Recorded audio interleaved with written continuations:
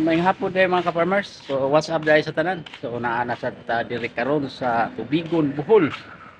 So naa sa tay diari diri mga ka-farmers. So huway lang sa pagpanguan sa atong kabilin-bilin na atong mga hiyupan diri. So naa tay biyahe po diri padung sa Tubigon, Bohol. Oh, patubigo na sada.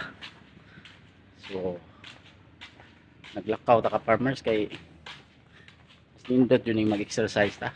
Exercise panagsa ba.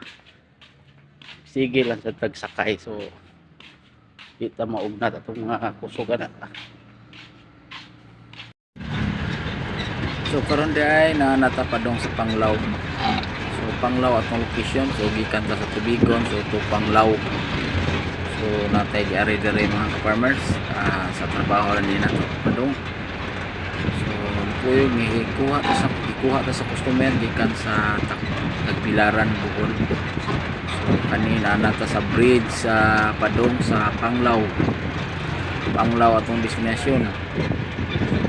So hindi ko man ako diri mga ka-farmers. So muuli na sadta para sa atong pagkuhan sa atong mga hayupan.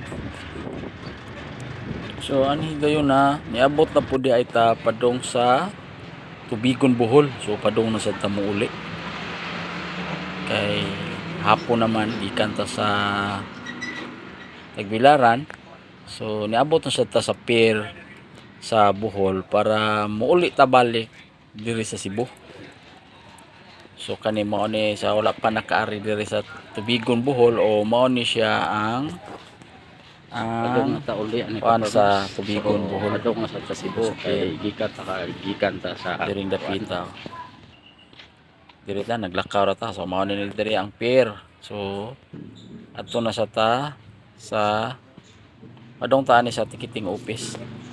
time check dahil mga ka-farmers na 4 na sa hapon karon. So atong flight atong larga alas 5:30.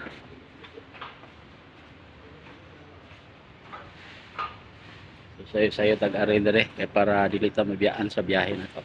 So dire lang ta puto mga farmers ay padong talaga.